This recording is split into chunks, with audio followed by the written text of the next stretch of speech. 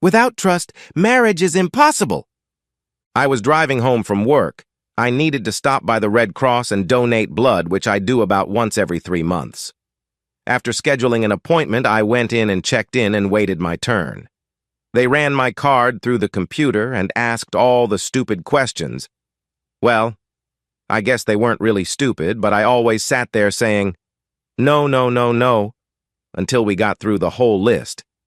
I was a 6-gallon donor, so it was almost always the same thing. I was never in the hospital or out of the country, so it was pretty easy for me. The only person I've made love to in the last 20 years was my wife of 18 years. Yes, we made love before we were married, just like every other person in the world.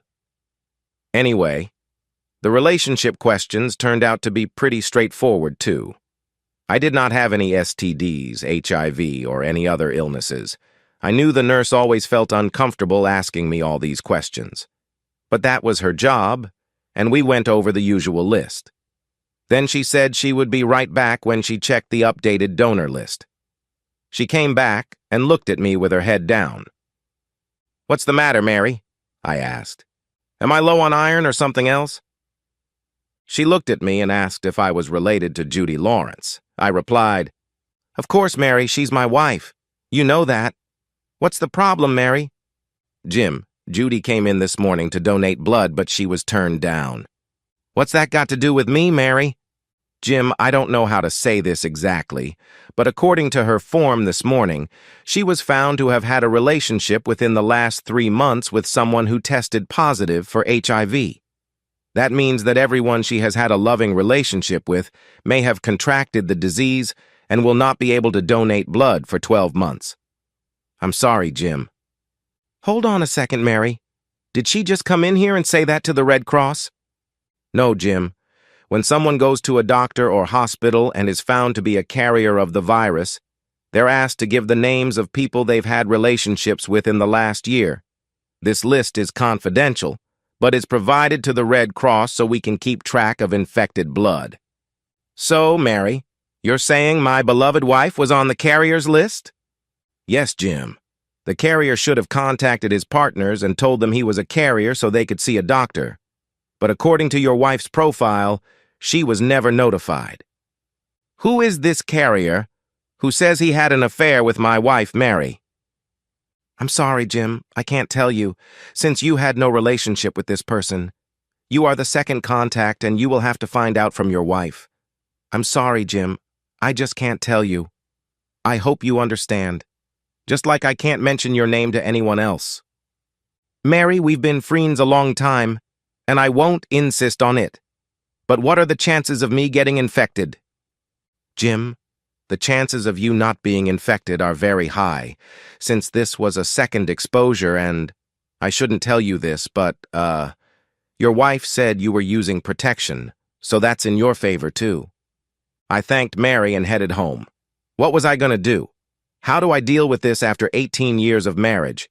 We have a daughter who just graduated high school and is in college, but lives at home. What should I say to her? I always thought we had a good marital relationship. We had regular lovemaking. In fact, we only did it last week. God, I was all over her body that night. Now I might regret it. It was our special night. We went out for dinner and drinks. I remember we got pretty drunk. The lovemaking when we got home was great.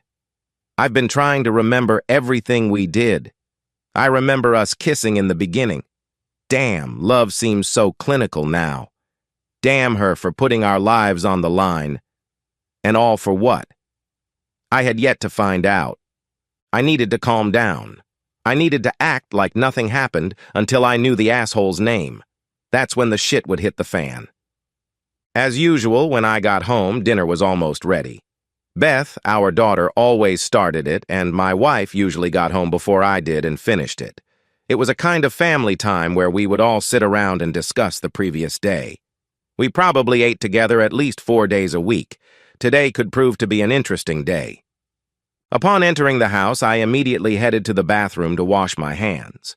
I usually kiss my wife and daughter when I enter the house, but today I wanted to do without. Especially with Beth. I didn't even want to kiss her until I knew what was going on. I didn't want to give my daughter a disease. Hell, I was almost paranoid now. We sat down to eat, and Beth started talking about her first weeks at college. She was so excited and talked through the entire dinner. Then she said a friend was picking her up and they were going to the library to study. She asked if we could do the dishes tonight since her girlfriend had already arrived and was waiting for her. I told her to go away and do her own thing. I'll load the dishwasher for her. She really was a good kid. I couldn't help but be proud of her. As soon as Beth left, my demeanor changed. I looked at Judy and asked her how her day had gone. She replied that the day went as normal without saying anything about giving blood or even trying to give blood. I looked her straight in the eye and said, "Judy, would you say that the most important thing in a marriage is trust and honesty?" She looked at me strangely and asked, "What's this about, Jim? Why are you asking me a question like that?" "Just answer the question and I'll explain later," I said. "Okay, I'll play along. Yes, I believe that marriage is built on trust and honesty," she replied. I wanted this to turn out almost like a game. I didn't want her to try to second-guess me. So I told her that today at work, one of the members of our group that always has lunch together asked a question. Do we feel like our wives or husbands will lie to us about important issues? Not little white lies, but really important issues. Most responded that they believe their spouses will tell them the truth. Judy asked me what my response was. I told her that I told the group that we have a strong marriage, and we can talk about our problems, and I hope you will tell me the truth. Judy looked at me and said, "Jim, I would never lie to you." I told her that if she lied to me, I would never be able to trust her again. And without trust, marriage is impossible. Then I looked at her and said, "Well, we've had our talk. Do you have any secrets you need to tell me? I'm willing to listen." She made as if she was going to say something, but then she stopped. Then she answered, "No, Jim, I have no secrets hidden from you." Then I said, "By the way, Judy, I went to give blood today." "Did you? We usually go on the same day." She looked at me a little nervously and said, "She went, but was told she had low iron levels and couldn't give blood this time." I looked at her and said mine wouldn't be taken either. Something about my wife might have HIV. Judy covered her mouth with her hands and said, "Oh my God, they said it would be confidential. I didn't know what they would tell you. I'm so sorry." I looked at Judy and said, "Trust and honesty make up a marriage? I gave you every chance to tell and you're still keeping it from me. Who the hell have you been sleeping with that you're willing to sacrifice your marriage for this and possibly give us STDs? Please, Jim, I'm so sorry. Please forgive me. It'll never happen again, I promise." "Who was that?" "That's the last time I'm going to ask. I'm going to go to your office and ask every employee if you don't tell me." Judy was crying and kept asking me to forgive her. Then she said it was one of the salesmen, Bob Hawkins, at work. She said he had just recently come to the neighborhood and would only be here a few months for training and then he would move. He flirted with all the ladies. One day he asked her to lunch. She herself didn't know why she did it, but he kept hitting on her, flirting with her constantly, and eventually she gave in. She decided it would be a one-time thing. She stated that he would be leaving at the end of the month. His temporary stay here was coming to an end. She told him he had to wear protection, but next to me he was a lousy lover. He had no idea how to make love. Judy looked at me and said, "Jim, I'm so sorry I cheated on you. It was the only time in our marriage. I was stupid and acted like a schoolgirl. I promise you from the bottom of my heart that I will do everything I can to make it up to you. Please forgive me." Judy, at the beginning of our conversation, we both agreed that trust and honesty were necessary to save a marriage. You violated both. Even after I gave you a chance to tell me the truth, you still lied to me. Now you say it never happened before. Since you lied to me now, right to my face, there's no way I can tell the difference between your truth and your lies. You just ruined our marriage. For both our sakes, I hope your lover did wear protection and that it was enough to keep us both from contracting HIV. Judy sat on the couch and cried while I went and packed myself a couple suitcases. I told her we could file for divorce for no reason at all. We both had good jobs and were supporting ourselves. We could split all our assets 50-50. She could support Beth and I could take care of her college education. I told her she could explain everything to Beth since it was her fault and her problem. I will contact my attorney and he will contact her. Getting into my car, I drove away crying. Outwardly, I kept my cool, but inside I was tearing up. I wanted to throw up. 18 years of marriage to the bottom. And for what? A stupid affair. I rented a room in one of the economy motels for a week. I figured I'd be in better shape by then to know what my plans were. I called my boss and told him I had some personal business to attend to and would be gone for the rest of the week. He said it wasn't a problem and would see me the following Monday. I called the information desk to find out where Bob Hawkins lived. I called his home and was answered by his wife. She asked who I was, and I told her I was from the health department and I needed to talk to him. She said he wasn't home at the moment but was going to meet a friend at a local pub. She then asked, "What does the local health department want with Bob?"